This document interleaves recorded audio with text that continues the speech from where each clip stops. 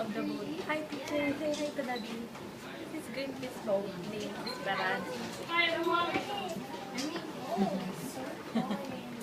Pictures. Alright. Hello everyone, my name is Anna. I'm a deckhand from Germany. And well, welcome to the bridge of the Ezperanza. This is basically the place where all the magic happens. This is the heart and the brain of the ship. From here you can operate everything and navigate. And at all times when we're at sea, there's at least one person here to navigate the ship. So what do we have here? Of course we are a Greenpeace ship, we have a special mission. But in terms of the equipment, we basically have the very same equipment like most of the other ships to navigate and operate the ship. Here, for example, you can see the electronic chart system. This is just like a paper chart. But it is connected to a GPS, so you always see where you are and you see the other ships around you, and you can plan your courses and your routes on there. Additionally, for navigation, we use two radar systems, a short and a long-range radar system. Like all the yellow spots you see on here are the echoes. I mean, at the moment we're in port, so it doesn't make sense, it doesn't work, but when we're at sea, these yellow spots show us all the echoes we see, like all the ships or islands or whatever is surrounding us. And we use this for navigation purpose, of course, but also we use it for campaign purpose. Like when we're out there and we're looking for fishing vessels we want to document or investigate or even take an action, it's very hard to find them. And of course we have our helicopter we use and our inflatable boats, but we also use the radar systems.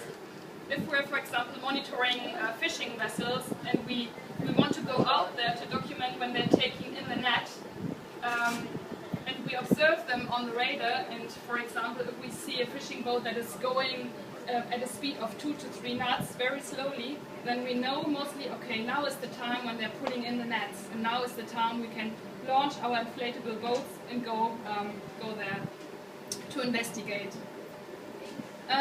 What else? We have all sorts of communication systems. We have radios to communicate to other ships. We have a wind indicator which tells us how strong the wind is and from which direction it comes. Here we have an echo sounder. It is turned off at the moment, but this device shows us how deep the water is underneath the vessel, so we don't drown. Then we have all sorts of switches. Mostly the red ones are the most important ones. For example, general alarm, fire alarm, and we have all sorts of like fire pumps or water pumps in case of a fire, and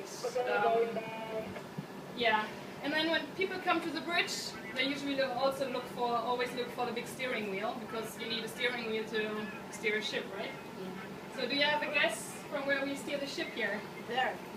Yeah. No. There. That one? That one. Which one? The small one?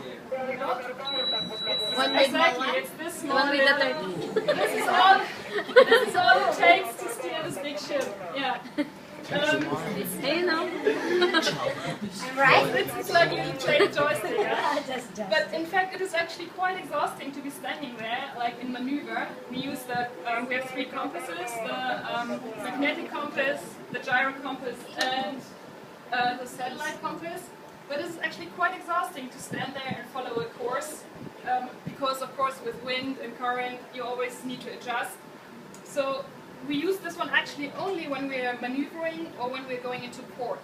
But when we're just following like one course, we actually use the autopilot. And we have Otto. Otto's our little autopilot. We put the switch on Otto and then we just follow one course. It's just like an airplane, basically. Yeah.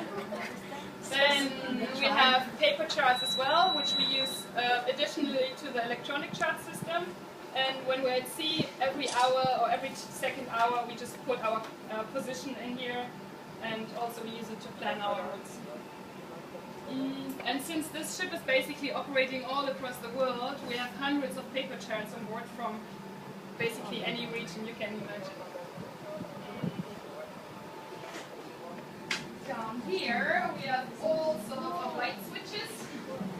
So at night, we turn on all the navigation lights, and well, in the morning, we just switch them off.